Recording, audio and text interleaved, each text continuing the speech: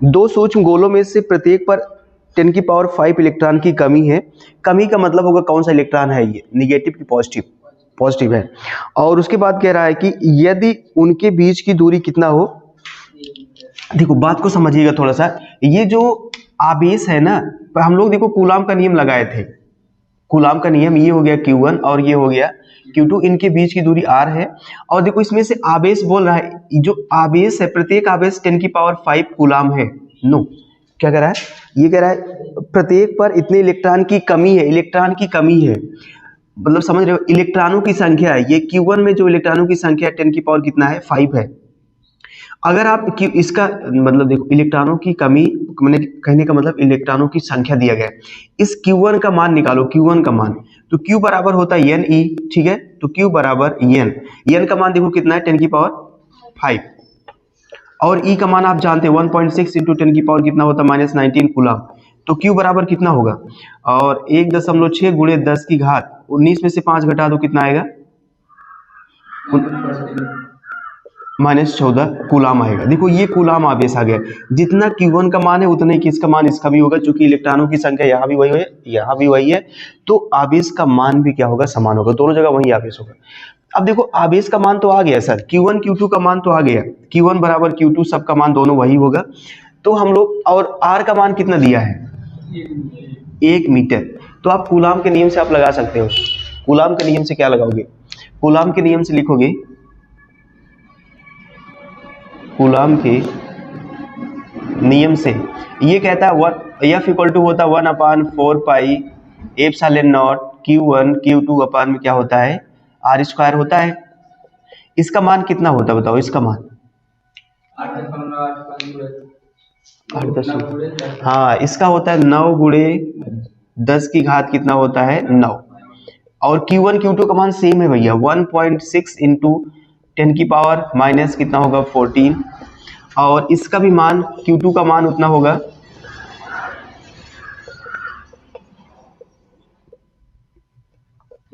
R का मान metre में है ना, हाँ तो आप मीटर का स्क्वायर कर दो। F इक्वल टू इसका ये 9 गुणे 10 की घात 9, अब देखो 16 है, ये भी 16, मतलब 1.6 है, 1.6 है, 16 का 16 में गुणा कराते कितना होता बताओ, 256, और 10 की घात 14, 10 की घात 14, 14 और 14 जोड़ोगे कितना हो जाएगा, 28 ना, -28, एक का मतलब कुछ नहीं है। F इक्वल टू, अब इसको 9 से गुणा कराओ, अच्छा 2 अंक दशमलव लगाओ इसमें, 9 छक 54 की 4 होगा, हासिल कितना होगा 5, और 9 पचे 45, 45 ये होगा 0, और 9 दूना 18, 18 5 कितना होगा, 18 5 23, अब 2 अंक दशमलव लगाओगे, यहाँ दशमलव आ गया, गुणे 10 की घात 28 में से ये घटा दो, 28 में से 9 घटाओगे कितना होगा, -19 होगा ना, 19 हो जाएगा। F इक्वल टू दशमलव एक अंक इधर लेके आओ, इधर लाओगे तो हो जाएगा 2.3 गुणे, अब देखो इधर लाओगे तो पॉजिटिव में बढ़ेगा, मतलब 10⁻ कितना हो जाएगा, +1 होगा, तो +1 इसमें से घटाओगे कितना हो जाएगा, -18 न्यूटन, इतना बल आएगा। बात समझे कि नहीं समझे, कह रहा था कि जो प्रत्येक इलेक्ट्रॉनों पर कमी है ना, वो 10⁵ इलेक्ट्रॉनों की कमी है, इलेक्ट्रॉनों की संख्या 10⁵ दिया है, इस पर भी इतनी कमी है और इस वाले आवेश पर भी इतनी कमी है, दोनों पर, तो Q बराबर यानी से निकालोगे, ये 10⁵, E का मान ये होता है, यहाँ से हो जाएगा 1.6, और इसमें से 5 घटाओगे तब हो जाएगा 14, इसका भी मान उतने होगा, उसका भी मान, दोनों का मान सेम होगा, और यहाँ से कूलाम के नियम से रख दोगे, तो सॉल्व करोगे तो इतना न्यूटन आएगा, ठीक है, इसको लिखो। नहीं समझे, क्वेश्चन लिखोगे, एक 92U238, मतलब ऐसा लिखिएगा, देख लो 92U238, इसका मतलब है 92 यूरेनियम 238, इसके बारे में डिटेल में बताते हैं, लिख लिए कि नहीं लिख लिए, हाँ आगे, 92 यूरेनियम 238 परमाणु अल्फा कण उत्सर्जित करता है, अल्फा कण उत्सर्जित करता है, अल्फा कण उत्सर्जित करता है यदि किसी क्षण अल्फा कण विघटित परमाणु के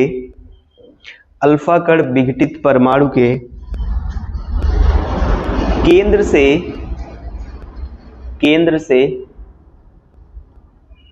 9 गुणे 10 की घात -15 मीटर की दूरी पर हो, 9 गुणे 10 की घात -15 मीटर की दूरी पर हो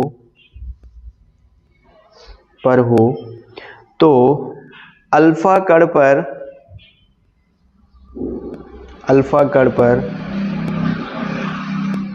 कितना बल कार्यरत होगा? अल्फा कण पर कितना बल कार्यरत होगा? अल्फा कण पर कितना बल कार्यरत होगा? आप समझ रहे हो कि नहीं समझ रहे हो? इसमें घबराइएगा मत। देखो इसमें क्वेश्चन कह रहा है कि एक 92 यूरेनियम 238 परमाणु अल्फा कण उत्सर्जित करता है।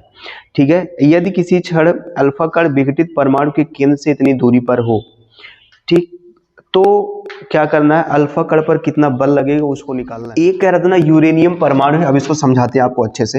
एक यूरेनियम परमाणु है, यूरेनियम परमाणु, इसका जो परमाणु क्रमांक है वो कितना है? इतना 92, और इसका परमाणु भार कितना है?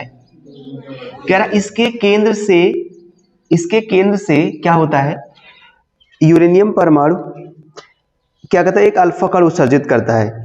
यदि किसी क्षण अल्फा कण विघटित परमाणु के केंद्र से इतनी दूरी पर हो, मतलब यहां से एक अल्फा कण निकालना है, इसकी मान लो ये इसका केंद्र है, यहां से अल्फा कण जो निकालेगा ना, यहां इस निकलेगा जो अल्फा कण मान लो इतनी दूरी पर आता है, ये अल्फा कण है, ठीक है। और इसकी जो दूरी है ना उसको हम लोग लिख दे रहे हैं किससे? आर से। ये मतलब आर दूरी पर ये जो क्या है ऐसा। और यहां पर कितना दूरी पर ये अल्फा कण है दिया गया? कितना दूरी पर बताओ? 9 गुणे 10 की घात 15 मीटर की दूरी पर अल्फा कण जाके निकलता है। अब बात को समझिएगा, जैसे मैं आपसे बोलूं सोडियम वाला एग्जांपल कल दिए थे, सोडियम वाला, इसमें 11 प्रोटॉन और इसके बाद इसका भार कितना था? 23। अब इसमें हम आपको निकलवाए थे कि इलेक्ट्रॉनों की संख्या कितना होगा? 11। प्रोटॉनों की संख्या कितना होगा? 11। न्यूट्रॉनों की संख्या कितना होगा? 12 होगा ना। इसमें से घटाओगे 23 में से 11 घटा दोगे कितना आ जाएगा? 12। अब अगर मैं इसमें आपसे पूछता कि आप बताइए इसमें से एक इलेक्ट्रॉन निकालते हैं, एक इलेक्ट्रॉन, अगर एक इलेक्ट्रॉन निकालेंगे तो कुछ चेंज होगा? कुछ नहीं चेंज होगा ना। इलेक्ट्रॉनों की संख्या क्या होगी? अगर मैं इससे कहता भैया आप अल्फा कण निकाल दीजिए, अल्फा कण निकाल दो, अल्फा कण, आपसे मैं कह रहा हूं कि एक इलेक्ट्रॉन निकालिए, तो आप तो निकाल दे रहे हो सर, इलेक्ट्रॉन की संख्या 11 थी तो 10 जाके बचेगी। मैं कह रहा हूं आप एक अल्फा कण निकाल दो। अल्फा कण निकालोगे तो कितना इलेक्ट्रॉन लेके निकलेगा? 2 इलेक्ट्रॉन लेके निकलेगा। मीन्स यहां से आपको अल्फा कण जब निकलेगा ना 2 इलेक्ट्रॉन लेकर के निकलेगा, तो बराबर कितना हो जाएगा? 9 इलेक्ट्रॉन। बाकी सब कुछ हो ही रहेगा, कुछ नहीं चेंज होगा। अब यहां से कह रहा ना इसमें से अल्फा कण निकल रहा है, इस वाले में से अल्फा कण निकल रहा है, हमें जो मतलब है वही। इसमें इलेक्ट्रॉनों की संख्या कितना है बताओ?